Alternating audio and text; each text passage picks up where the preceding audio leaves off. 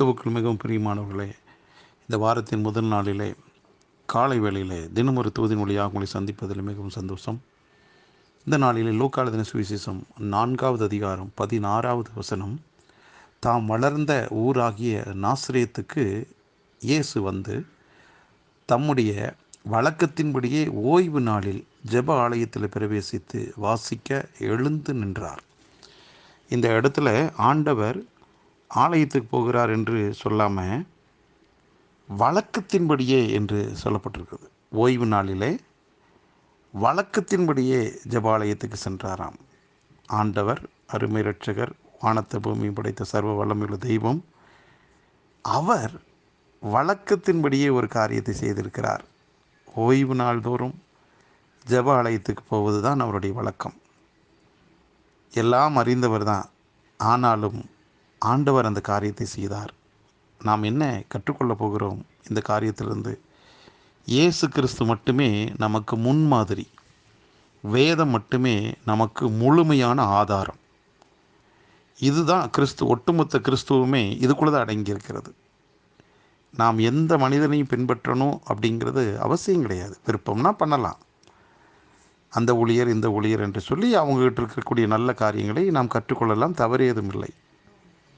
ஆனால் இயேசு கிறிஸ்து மட்டுமே 100% ஒவ்வொருவருமே, இந்த உலகத்தில் பிறந்த ஒவ்வொரு மனிதனுமே பின்பற்ற வேண்டிய ஒருவர், ஃபாலோ பண்ண வேண்டியவர், ரோல் மாடல் என்றால் இயேசு கிறிஸ்துவை மட்டுமே சொல்ல முடியும். அதே போல் நமக்கு கிடைத்த வேதம் மட்டுமே நம்முடைய வாழ்வுக்கு, ஆவிக்குரிய வாழ்வுக்கு தேவையான ஆதாரமான ஒரு புஸ்தகம். ஆகவே இந்த வேதம்தான் நமக்கு சொல்லுகிறது, நமக்கு முன்மாதிரியாக இருக்கிற இயேசு கிறிஸ்துவை பற்றி. அவர் ஓய்வு நாள்தோறும் வழக்கத்தின்படி ஆராதனைக்கு செல்கிறார். ஆம் பிரியமானவர்களே, அவ்வளவு பெரிய ஆண்டவரே அந்த காரியத்தை செய்தால், அவருடைய சாயலில், அவருடைய ரூபத்தின்படியே படைக்கப்பட்ட அவருடைய பிள்ளைகள் ஆலயத்துக்கு செல்லாமல் இருப்பது நல்லதா? நாமே தேவனுடைய ஆலயம், அதில் மாற்றுக்கருத்து இல்லை, வசன ஆதாரம் இருக்குது. ஆனால் நமக்கென்று கர்த்தர் ஒரு திருச்சபையை வைத்திருக்கிறார். அந்த சபைக்கு நாம் செல்லணும். அந்த சபையில் நடக்கிற ஆராதனையில் பங்கு பெறணும். நமக்கென்று தேவன் ஒரு ஊழியரை வைத்திருக்கிறார். அவர் ஒரு தகப்பன். அவர் மூலமாக ஆண்டவர் கற்றுக் கொடுக்க வேண்டியதான காரியங்கள் உண்டு. ஆகவே காலங்களும் சமயங்களும் சூழ்நிலைகளும் நமக்கு சாதகமாக இருக்கின்ற இந்த காலகட்டங்களில் நாம் கர்த்தரை ஆராதனைக்கு செல்லாமல், கர்த்தரை ஆராதனை செய்யாமல் எப்படி இருக்க முடியும்? ஒரு தேவ பிள்ளை அவசியம் செய்ய வேண்டிய சில காரியங்கள் ரொம்ப ரொம்ப முக்கியமானது, கர்த்தரை ஆராதிப்பது. ஆகவே இந்த வாரத்தின் முதல் நாளில் கர்த்தரை ஆராதிப்பதற்கு எழும்புங்கள், குடும்பமாக செல்லுங்கள். அங்கே போய் ஆவியோடும் உண்மையோடும் கர்த்தருக்கு ஆராதனை செய்யுங்க. அது ரொம்ப முக்கியம். ஏதோ சரீரம் மட்டும் போனால் பத்தாது. நம்ம ஆவி ஆத்மா சரீரத்தை அவர் பாதத்தில் ஒப்படைச்சு, ஆராதனை என்பது நம்மை முற்றிலுமாக தேவனுக்கென்று காணிக்கையாக கொடுப்பது, அர்ப்பணிப்பது தான் ஆராதனை. ஆகவே ஆவியோடும் உண்மையோடும் அவரை ஆராதிப்பதற்கு இந்த நாளை பயன்படுத்தி கொள்வோம். இந்த ஆராதனையில் அவர் நமக்குள்ளே பேசுகிற வார்த்தை உண்டு. அவருடைய பிரசன்னம் நம்மை இன்னும் அடுத்த எல்லைக்குள்ளாக நடத்தும், மறுரூபப்படுத்தும். அவருக்கும் நமக்கும் இடையே இருக்கின்ற ஒரு தெய்வீகமான உறவு பலப்படும்.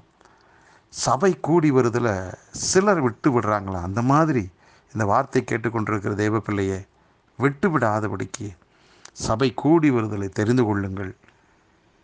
அங்கே ஆவியானவருடைய அசைவாடுதலை உணருங்க. மனிதனை பார்ப்பதற்காக, ஒரு சபை வைராக்கியத்துக்காக நாம் செல்ல வேண்டாம். கர்த்தரை முன்னிட்டு கர்த்தரை ஆராதிப்பதற்கு அங்கே செல்வோம். நிச்சயமாக இந்த நாள் நம்முடைய வாழ்வில் மிகப்பெரிய ஒரு நன்மையின் நாளாகத்தான் இருக்கும். ஒரு ஆசீர்வாதமான நாளாக இருக்கும். இந்த வாரத்தின் முதல் நாளில் தேவனுக்கென்று சில மணி நேரங்களை கொடுத்து நாம் ஆரம்பிக்கிற போது இந்த வாரம் முழுவதுமே ஒரு தெய்வீகமான சமாதானம், ஒரு தெய்வீகமான ஒரு பாதுகாப்பு நிச்சயமாக இருக்கும். ஏனென்றால் அவருடைய பிரசன்னத்தில், அவருடைய வார்த்தையில், வல்லமையில் இவையெல்லாம் வெளிப்படும். ஆகவே இப்பொழுதே ஆயத்தமாகுங்கள். புறப்படுங்கள், மகிழ்ச்சியோடு கர்த்தரை ஆராதனை செய்யுங்கள். இந்த நாள் ஒரு வெற்றியின் நாளாக அமைவதாக. பரலோக பிதாவே, இந்த வாரத்தின் முதல் நாளில் உம்மை ஆராதிப்பதற்கு ஆண்டவரே எங்களுக்கு நீர் கொடுக்கிற நல்ல நாளுக்காக நன்றி அப்பா. இந்த நாளில் இந்த வார்த்தை கேட்டுக்கொண்டிருக்கிற ஒவ்வொருவருக்குள்ளும் ஆராதனைக்கு செல்ல வேண்டும் என்றதான ஒரு உந்துதல் உண்டாகட்டும். யாரும் தன்னைத்தானே தடை செய்யாதபடிக்கு எழும்பட்டும். ஆமாண்டவரே, புறப்பட்டு சென்று உம்மை ஆவியோடு உண்மையோடு ஆராதிக்கட்டும். இங்கிருந்து எப்படி போகிறார்களோ தெரியாது, ஆனால் வரும்போது நீங்கள் நிச்சயமாய் ஒரு கம்பீரத்தோடு புது பலனை கொடுத்து ஆண்டவரே நீங்கள் நடத்த போகிறீங்க. பல விதங்களிலே அவர்கள் ஆசீர்வதிக்கப்பட்டவர்களாய் விடுதலையோடு வெற்றியோடு திரும்ப நீங்கள் உதவி செய்ய போகிறீங்கப்பா. எல்லா விதத்திலும் இந்த நாள் மகிழ்ச்சி நாளாக ஆராதனைக்கு போகக்கூடிய ஒவ்வொருவருக்கும் இருப்பதற்காக நன்றி. இதை கேட்கிற எல்லாரையும் வாழ்த்தி ஆசீர்வதிக்கிறேன். இயேசு கிறிஸ்துவின் நாமத்தில் ஜெபிக்கிற நல்ல பிதாவே, ஆமென்.